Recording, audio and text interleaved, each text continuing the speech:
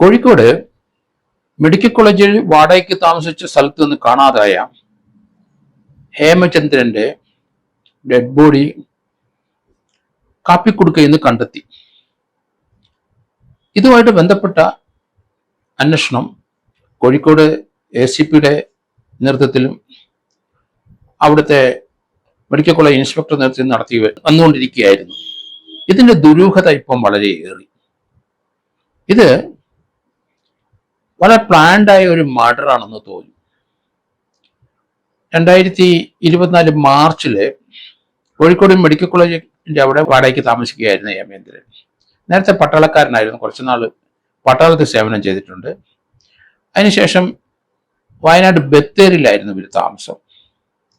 ഏകദേശം 2 വർഷം മുമ്പ് കോഴിക്കോട് മെഡിക്കൽ കോളേജിനടുത്ത് ഒരു വീട് വാടകയ്ക്കെടുത്തു. ഹേമേന്ദ്രന്റെ ഭാര്യയും മരുമകനും ചേർന്നാണ് വീട് വാടകയ്ക്കെടുത്തത്. ഹേമേന്ദ്രന് 2 പെൺകുട്ടികളുണ്ട്, പഠിക്കുന്ന കുട്ടികളാണ്. ഒരാൾ BSc നഴ്സിങ്ങിന്. ഹേമേന്ദ്രന്റെ ഭാര്യയ്ക്ക് ജോലിയുണ്ട്.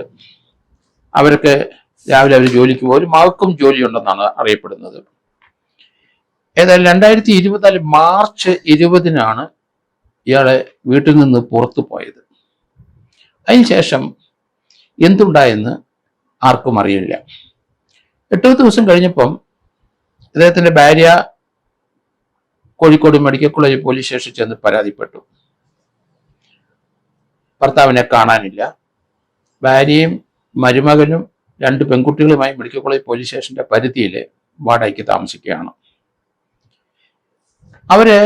അദ്ദേഹം പോകാൻ സാധ്യതയുള്ള പല സ്ഥലങ്ങളിലും അന്വേഷണം നടത്തി. അദ്ദേഹം ഡ്രൈവറായിട്ട് ചില സന്ദർഭത്തിൽ പോയിട്ടുണ്ട്. നാട്ടുകാർ പറയുന്ന ഇയാള് ഭാര്യയും മക്കളും മരുമകനും വാടകയ്ക്ക് വീടെടുത്ത് താമസം തുടങ്ങി 2-3 ആഴ്ച കഴിഞ്ഞിട്ടാണ് ഭർത്താവിനെ കാണുന്നത്. അതിനുശേഷമാണ് ഹേമേന്ദ്രൻ ആ വീട്ടിൽ വരുന്നത്. അയാൾ മിക്കവാറും വീടിന്റെ മുമ്പിലും റോഡ് സൈഡിലൊക്കെ ഫോൺ ചെയ്ത് ഇങ്ങനെ പലരുമായിട്ട് സംസാരിക്കുന്ന കാണാം. ഇയാൾക്ക് പല ഇടപാട് സ്ഥാപനങ്ങളുമായിട്ടും വ്യക്തികളുമായിട്ടും ബന്ധമുണ്ടെന്നാണ് പറയുന്നത്. സാമ്പത്തിക തിരിമറികൾ പലതും നടത്തിയിട്ടുണ്ട് എന്നാണ് ഇപ്പം വരുന്ന വാർത്തകൾ. 2 വർഷമായിട്ട് മെഡിക്കൽ കോളേജിൽ അവിടെ താമസിച്ച ശേഷം ഇയാള് ഡ്രൈവറായി വണ്ടി ഓടിക്കാനും പോകും. ഉദുമപ്പേട്ടയിലൊക്കെ ഇയാൾ മിക്കവാറും വാഹനത്തിൽ പോകും. അതൊക്കെ വീട്ടുകാർക്കറിയാം. വീട്ടുകാര് ഇയാളെ കാണാതായ 10 ദിവസം അന്വേഷിച്ചിട്ട് കാണാത്തത് കൊണ്ട് മെഡിക്കൽ കോളേജ് പോലീസിൽ പരാതി കൊടുത്തു. എങ്കിലും ഭാര്യയും മരുമോനും ഇയാൾ പോകാൻ സാധ്യതയുള്ള സ്ഥലങ്ങളെ പറ്റിയൊക്കെ അവർ അന്വേഷിച്ചു. അവിടങ്ങളിലൊക്കെ പോയി അന്വേഷണം നടത്തി. യാതൊരു വിവരവും ലഭിച്ചിട്ടില്ല. അവരന്വേഷിക്കുന്ന വിവരങ്ങളെല്ലാം കൃത്യമായി പോലീസിനെ ഏൽപ്പിക്കുകയും ചെയ്യുമായിരുന്നു. ഇപ്പോഴ് ഇദ്ദേഹത്തിന്റെ മൃതദേഹം ബോർഡറിലുള്ള തമിഴ്നാട് ചേരമ്പാടിയിലെ കാപ്പിക്കുടുക്ക എന്ന സ്ഥലത്ത് നിന്ന് കണ്ടെത്തുകയും ചെയ്തു. കഴിഞ്ഞ ദിവസം അത് വാർത്തയിൽ വരികയും ചെയ്തു. അവിടെ തമിഴ്നാട്ടിലെ RDOയും അതുപോലെ തന്നെ അവിടുത്തെ തഹസീൽദാര്, പിന്നെ അവിടുത്തെ SP അവരെല്ലാവരും ആ സ്പോട്ടിൽ വന്നിരുന്നു. വലിയ സഹകരണമാണ് തമിഴ്നാട് പോലീസിൽ നിന്ന് കേരള പോലീസിന് ലഭിച്ചത്. ആ സ്പോട്ടിലെ ഇൻസ്പെക്ടർ PK ജിഷിന് കഴിഞ്ഞ ഇൻസ്പെക്ടർ PK ജിഷും ഉൾപ്പെടെയുള്ളവരൊക്കെ അവിടെ ഉണ്ടായിരുന്നു. 2024 മാർച്ചിന് ശേഷം വീട്ടുകാരുടെ അന്വേഷണത്തില് ഇയാൾ നേരത്തെ താമസിച്ചിട്ടുള്ള ഗുണ്ടൽപെട്ടില് അവിടെ പോയി. അവിടെ ഒരു ലോഡ്ജ് പതിവായിട്ട് താമസിക്കുന്നുണ്ട്. ഇവരവിടെ പോകാനുള്ള കാരണം പരിസരത്ത് ഒരു സ്ത്രീ ഇയാളുടെ 2 വീലർ ഓടിച്ചുകൊണ്ട് നടക്കുന്നതായി കണ്ടെന്നുള്ള വാർത്ത. സാധാരണ അങ്ങനെ പോയി താമസിക്കുന്ന സ്ഥലമാണ് ഗുണ്ടൽപെട്ട്. അതുകൊണ്ടാണ് അവിടെ അവർ കൂടുതൽ അന്വേഷണം നടത്തിയതും അവർക്ക് അങ്ങനെ ഒരു ചെറിയ വിവരങ്ങൾ ലഭിച്ചത്. എന്തായാലും ഭാര്യയും മകളും ജോലി ഉള്ളത് കൊണ്ട് രാവിലെ അവർ ജോലിക്ക് പോകും. പിന്നെ ഹേമേന്ദ്രൻ തന്നെയാണ് വീട്ടില്. മറ്റേ കുട്ടി പഠിക്കാൻ പോകും.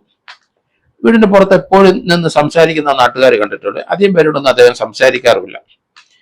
ഗുണ്ടൻപേട്ടിലെ വിവരങ്ങൾ വളരെ ദിവസങ്ങൾ അവർ ചെലവിട്ട് നോക്കിയെങ്കിലും അവിടെ നിന്ന് ഒരു വിവരം ലഭിച്ചില്ല. എന്തായാലും സാമ്പത്തിക ഇടപാടുകളെ പറ്റി തന്നെയാണ് മെഡിക്കൽ കോളേജ് പോലീസ് കൂടുതലും അന്വേഷിക്കാൻ തുടങ്ങിയത്. അപ്പം അങ്ങനെ നേരത്തെ അന്വേഷിച്ചുകൊണ്ടിരുന്നത് അവിടുത്തെ മെഡിക്കൽ കോളേജ് SI ആയിരുന്നു. പിന്നീട് ആ അന്വേഷണം അവിടുത്തെ ഇൻസ്പെക്ടർ ഏറ്റെടുത്തു. അങ്ങനെ ഏറ്റെടുത്തു കഴിഞ്ഞപ്പോഴാണ് ഈ സാമ്പത്തിക ഇടപാടുകളെ പറ്റി കൂടുതൽ അന്വേഷിക്കാൻ തുടങ്ങിയത്. അവരുടെ അസിസ്റ്റന്റ് കമ്മീഷണർ, മെഡിക്കൽ കോളേജിലെ ACP ഉമേഷും ഈ അന്വേഷണത്തോട് സഹകരിച്ച് മുന്നോട്ട് പോയിക്കൊണ്ടിരുന്നു. മൂത്ത മകളുടെ പേര് ലല്ലു എന്നാണ്, രണ്ടാമത്തെ മകളുടെ പേര് വൃന്ദ എന്നാണ്. അവര് ലല്ലുവിന് ചെറിയ ജോലിയുണ്ട്, അമ്മയ്ക്കും ജോലിയുണ്ട്.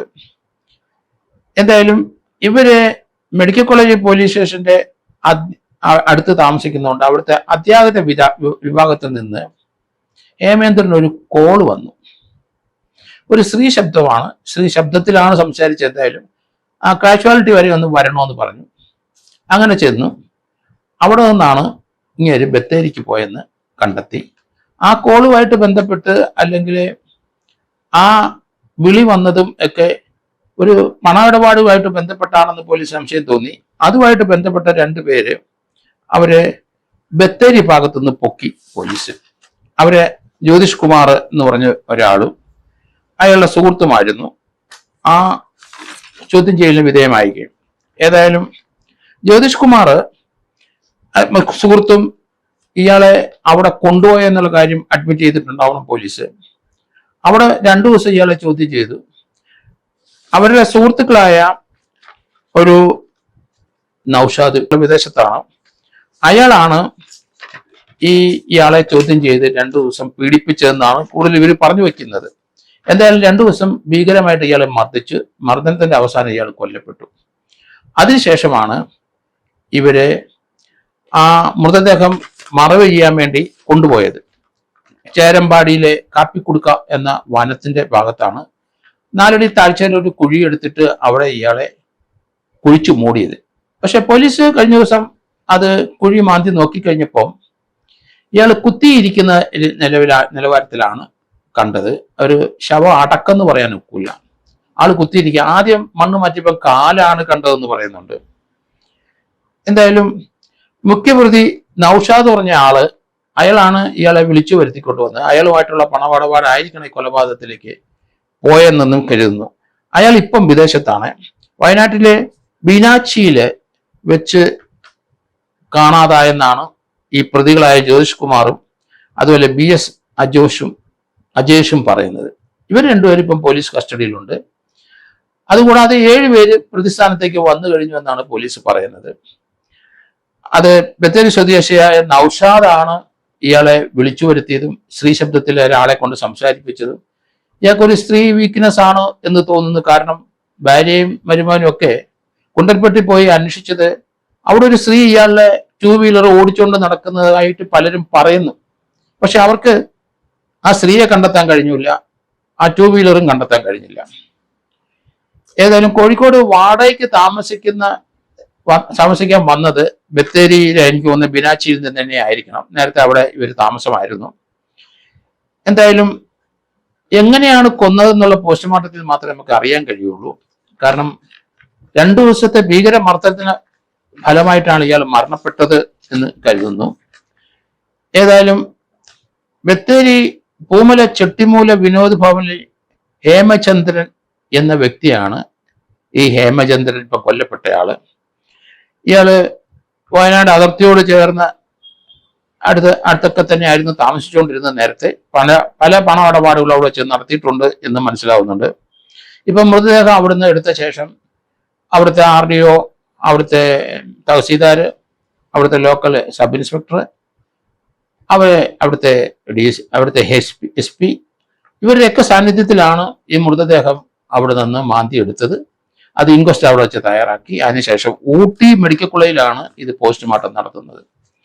അപ്പോൾ അത് ഡെഡ് ബോഡി ഇപ്പം അങ്ങ് കൊണ്ടുപോയി പോസ്റ്റ്മോർട്ടം നടത്തിയതിലുള്ളൂ. മരണകാരണം എങ്ങനെയാണെന്ന് നമുക്ക് അറിയാൻ കഴിയുള്ളൂ. കാരണം അത് മർദ്ദനത്തിന്റെ പുറത്താണോ മരിച്ചത്, അതോ കഴുത്ത് ഞെരുക്കി കൊന്നോ, അതോ സ്ട്രാങ്കുലേറ്റ് ചെയ്തോ എന്നുള്ള വിവരങ്ങളൊക്കെ പോസ്റ്റ്മോർട്ടത്തിൽ നമുക്ക് മനസ്സിലാവുള്ളൂ. ഏതായാലും ബത്തേരി സ്വദേശികളായ ജ്യോതിഷ് കുമാറും അജേഷും ഇപ്പം പോലീസ് കസ്റ്റഡി തന്നെ ഉണ്ട്. സാമ്പത്തിക ഇടപാട് കൊണ്ട് തന്നെയാണ് ഈ കൊലപാതകം നടന്നത് എന്നും കരുതപ്പെടുന്നു. കാറിൽ കയറ്റി ഇയാളെ ബത്തേരി കൊണ്ടുപോയെന്നും അവിടുന്ന് റിപ്പൺ എന്ന സ്ഥലത്ത് കൊണ്ടുപോയെന്നും അവിടെ വെച്ചാണ് ഈ പ്രശ്നം ഉണ്ടായതെന്നും കരുതുന്നു. ഇയാളെ കോഴിക്കോട് മെഡിക്കൽ കോളേജിൽ കൊണ്ടുപോയത് ഒരു സ്ത്രീ ശബ്ദത്തിൽ സ്ത്രീ വിളിച്ചിട്ട് അവിടെ ഉള്ള ബത്തേരിക്കടുത്തുള്ള ഒരു സ്ത്രീയുടെ വീട്ടിലാണ് കൊണ്ടുപോയത് എന്നും കരുതുന്നുണ്ട്. ഈ കേസിലെ മുഖ്യപ്രതിയായ നൗഷാദിന്റെ പെൺസുഹൃത്തുമായിട്ട് ബന്ധപ്പെട്ടാണ് ഈ കൊലപാതകം നടന്നതെന്ന് കരുതുന്നു. ഏതായാലും മുഖ്യപ്രതി നൗഷാദ് വിദേശത്താണ്. അവരുൾപ്പെടെയുള്ളവരൊക്കെ പ്രതിയാകും. ഇപ്പൊ 7 പേരെ പ്രതിസ്ഥാനത്തേക്ക് ചേർത്തതായിട്ടാണ് ഇപ്പൊ മനസ്സിലാകുന്നത്. ഈ കേസിന്റെ ദുരൂഹത അത് നമ്മൾ കഴിഞ്ഞ 2 വർഷമായിട്ട് ആളെ കാണാതെ പോയതാണ്. പക്ഷേ പോലീസിന്റെ ശ്രമഫലമായി, ആ വീട്ടുകാരുടെ ശ്രമഫലമായിട്ടാണ് ഇത് ലൊക്കേറ്റ് ചെയ്യാൻ കഴിഞ്ഞത്. അല്ലെങ്കിൽ ഇത് മെയിൻ മിസ്സിങ് എന്ന പേര് 57 പോലീസ് ആക്ടിന്റെ പരിധിയിൽ തന്നെ കടന്നുപോയേനെ. കാരണം ഒരു സൊല്യൂഷൻ ഇല്ലാതെ ഇതുപോലെ പല സ്ഥലങ്ങളിലും 57 പോലീസ് ആക്ടിന്റെ പരിധി കേസെടുത്തിട്ടുണ്ട്, ഒരു ക്ലൂവും കിട്ടിയിട്ടില്ല. നിരന്തരം ഇത് പ്രോബ് ചെയ്തെങ്കിൽ മാത്രമേ നമുക്കിതിന് ഒരു ക്ലൂ ഉണ്ടാകുകയുള്ളൂ, അല്ലെങ്കിൽ എന്ത് സംഭവിച്ച് ആ ആൾക്ക് എന്ന് കണ്ടെത്താൻ കഴിയുള്ളൂ. ധാരാളം കേസുകൾ കേരളത്തിൽ ഇങ്ങനെ മെയിൻ മിസ്സിങ്ങിന്റെ പരിധിയിൽ പെൺകുട്ടികളും ആൺകുട്ടികളും പ്രായമായവരൊക്കെ ഉണ്ട്. അപ്പോൾ ഇപ്പോൾ നമുക്ക് വരുന്ന ഈ വാർത്തയിൽ നിന്ന് പലരും കാണാതെ പോയ സംഭവങ്ങൾ നമ്മൾ ഈ കഴിഞ്ഞ ഒരു 1-2 വർഷമായിട്ട് പ്രമാദമായ PV അൻവറിന്റെ കാലഘട്ടത്തിൽ 2 പേരെ കാണാതെ പോയതിന്റെ സംഭവങ്ങൾ വെളിയിലോട്ട് വന്നിട്ടുണ്ട്. ഇന്ന് വരെ അവർക്ക് എന്ത് സംഭവിച്ചു എന്ന് അറിയത്തില്ല. കോഴിക്കോട് റൂറലിലും അതുപോലെ തന്നെ മലപ്പുറത്തും കാണാതെ പോയ 1-2 കേസിന്റെ കാര്യം അദ്ദേഹം പറഞ്ഞിട്ടുണ്ട്. അതിലെ അഡീഷണൽ മറ്റേ ADGPയുടെ പേരിലൊക്കെ ആരോപണം അന്ന് PV അൻവർ ഉയർത്തിയതാണ്. അപ്പൊ ഇതൊക്കെ പ്രോബ് ചെയ്ത് കണ്ടെത്തേണ്ടിയിരിക്കുന്നു നമുക്ക് എന്ത് സംഭവിച്ചു ആ വ്യക്തികൾക്ക്. ഇപ്പൊ എന്തായാലും നിരന്തരമായ ഒരു പരിശ്രമ ഫലമായി അവിടുത്തെ ACP, കോഴിക്കോട് ACPയും അവിടുത്തെ ഇൻസ്പെക്ടറും അവിടുത്തെ മറ്റ് സഹായിക്കുന്ന സബ് ഇൻസ്പെക്ടർമാരും എല്ലാവരും കൂടി ഇത് കണ്ടെത്തിയത്. ഏതായാലും അവരെ അഭിനന്ദിക്കാതിരിക്കാൻ ഒക്കില്ല. അവരെ തീർച്ചയായിട്ടും അഭിനന്ദനം അറിയിക്കുന്നു. കാരണം 2 വർഷത്തെ ശ്രമഫലപരമായിട്ടാണ് ഇത് കണ്ടെത്തിയത്. എന്തായാലും ഇനി DNA ഇവരുടെയൊക്കെ ഈ ബന്ധുക്കളെയൊക്കെ എടുത്തിട്ടുണ്ട്. കാരണം അത് പഴക്കം ഏകദേശം 1 വർഷം 1.25 വർഷം പഴക്കമുണ്ടെങ്കിലും ബോഡി അധികം ചീഞ്ഞിട്ടില്ല, ഡീക്കേ ചെയ്തിട്ടില്ല എന്നാണ് വരുന്ന വാർത്തകൾ. കാരണം അത് ആഴത്തിലാണ്, മഞ്ഞുള്ള പ്രദേശമാണ്, വളരെ തണുപ്പുള്ള പ്രദേശമാണ് ബോഡി. അതുകൊണ്ട് എയർ സർക്കുലേഷൻ അധികം കിട്ടിയിട്ടില്ല. 4 അടി നല്ലതായിട്ട് താത്തിട്ടുണ്ട്. അതുകൊണ്ട് ഡീക്കേ ചെയ്യാതിരുന്നു. ആളെ ഐഡന്റിഫൈ ചെയ്യുന്നൊക്കെ രീതിയിൽ ഒരു രൂപമാറ്റം അതിന് ഉണ്ടായിട്ടുള്ളൂ എന്നാണ് ഇപ്പം വരുന്ന വാർത്തകൾ. എന്തായാലും നല്ലൊരു കേസ് ഡിറ്റക്ഷനാണ് കേരള പോലീസിന്റെ, യാതൊരു സംശയമില്ല.